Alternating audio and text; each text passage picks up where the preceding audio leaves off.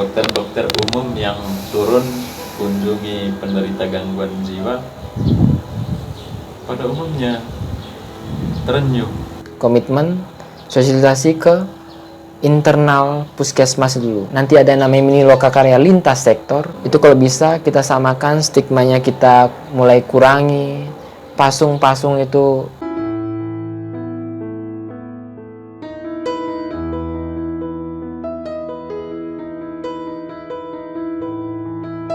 umumnya ya. pengalaman kami dari sisi sosial selama ini sejak 2014 kita bergerak dengan para relawan, dokter-dokter umum yang turun kunjungi penderita gangguan jiwa pada umumnya terenyuh, hatinya itu, nuraninya itu tergerak untuk mau lakukan sesungguh-sungguhnya. Mereka macam punya komitmen untuk ini mesti dilakukan dengan sungguh. Jadi setelah ada kegiatan di Mbai ini, workshop ini selama 2 hari, memang sudah ada rencana tindak lanjut. Kami tim dari Puskesmas Bawah yang dikirim itu untuk melakukan apa-apa saja. Ada 2 perawat temannya. Ya, ada 2 perawat. Satunya pengolah, satunya perawat-rawat inap. Untuk istilahnya mensosialisasikan, terus mengedukasi tentang kesehatan jiwa ini sendiri kepada masyarakat luas. Jadi ada 2 yang poin yang penting di situ rencana tindak lanjutnya. Satu, saya langsung berkewajiban komitmen sosialisasi ke internal puskesmas dulu. Jadi staf-staf petugas medisnya yang ada internal puskesmas yang ada kurang lebih 120 orang. Itu saya istilahnya beri pengertian, beri pemahaman yang sama tentang kesehatan jiwa. Jadi apa ilmu yang didapat, semisal mungkin saya dapat A, saya transformasikan A juga. Termasuk yang di Poskesdes, Polindes. Ya, itu datang. 120 orang tuh itu.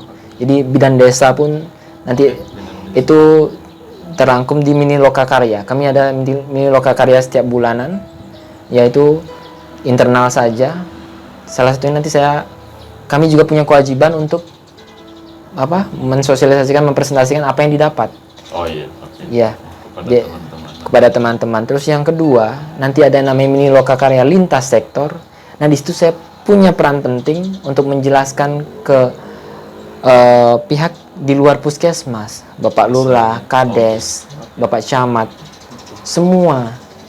Selain mau salaki kalau bisa dibilang, kepala-kepala adatnya, kepala sukunya, ketua adatnya, itu betul-betul mindsetnya. Itu kalau bisa kita samakan, stigmanya kita mulai kurangi. Pasung-pasung itu itu bukan budaya, itu ini kita istilahnya brainwash tentang apa yang kita sudah dapat. Yang seperti itu kurang lebih kami para relawan jalankan itu biasanya itu saat bongkar pasung. Ya. Kalau di bongkar pasung itu bukan, saya kira kemarin saya singgung sedikit. Bongkar pasung itu bukan hanya soal ambil gergaji, potong, itu kan mudah sekali. Tapi kita mau itu semua pihak datang menyaksikan, bahkan bupati atau wakil bupati yang secara simbolis membongkar. Ya, tapi sebelum bongkar semua datang berkumpul, lalu mesti omong-omong dulu. Oke, kami dari relawan sebagai tuan rumah, lalu dari pemerintah, bupati atau wakil bupati, lalu dari DPR, lalu dari masyarakat di situ, ya, dan dari dinas kesehatan atau puskesmas yang ngomong tentang bagian kesehatannya. Kalau kami orang ngomong bagian sosial, DPR ngomong tentang anggaran, bupati ngomong tentang kebijakan. Mantap. Lalu puskesmas atau dari kepala bidangnya atau kepala dinas Dinkes itu dia berbicara dari sisi kesehatan. Jadi pada saat itu yang di masyarakat yang diundang siapa? Warga RT di situ khususnya. Ya. Jangan terlalu luas karena kadang kan juga menyangkut anggaran soal gula-gulanya, Ya. akuanya. Tapi kalau aqua cukup, snack cukup, undang lebih banyak juga lebih Baik. bagus. Dari itu lebih efektif daripada seminar. Terus kalau bisa ada media massa, jeda. Wartawan juga kita Wartawan. undang.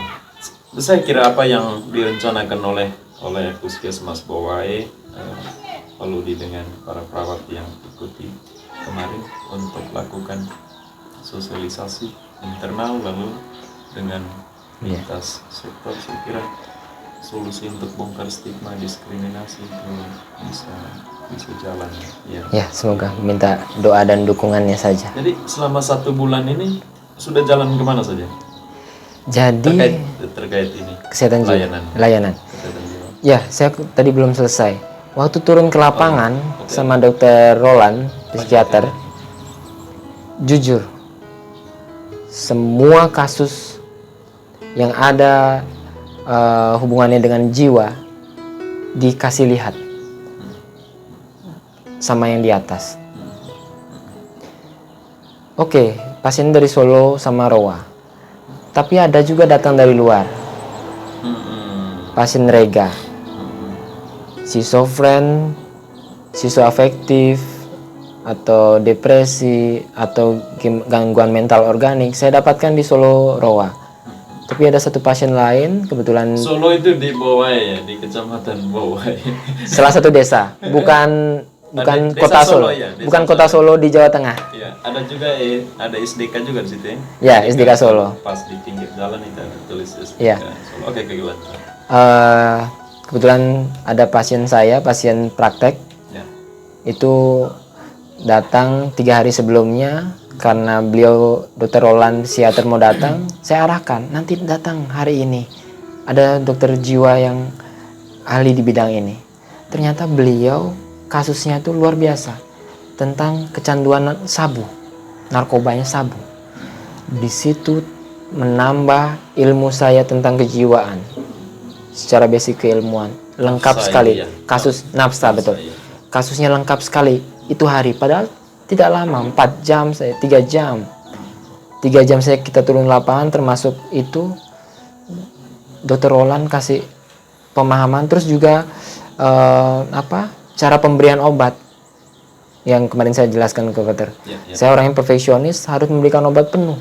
Ternyata Dokter Roland buat fleksibel, simple, bisa masukkan lewat minuman, makanan. Wow, luar saya punya nalar. Oh, ide bagus nih, good idea.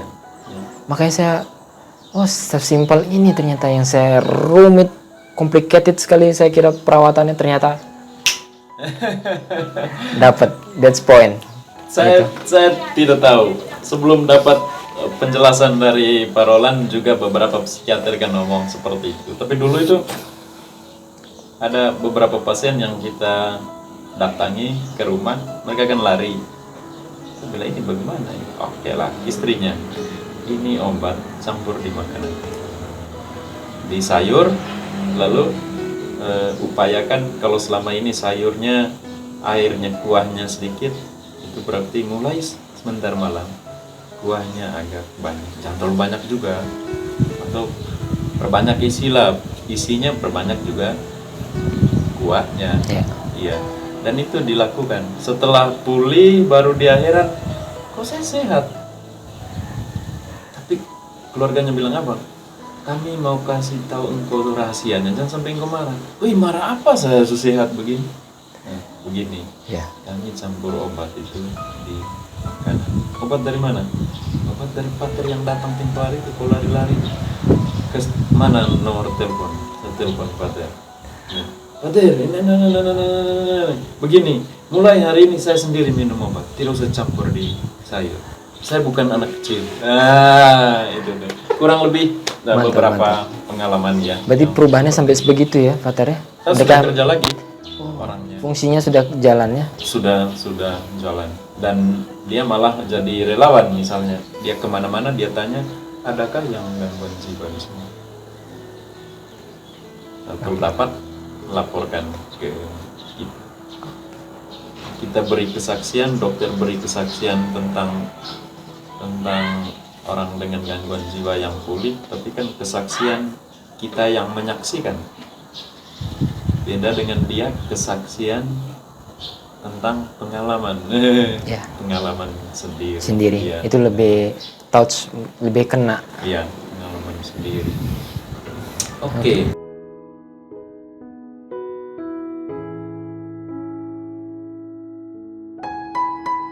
Mungkin ngomong sedikit tentang keadaan obat di Puskesmas Bowai. Pengadaan obat berubah, diadakan semua, disupport semua sama dinas. Ya.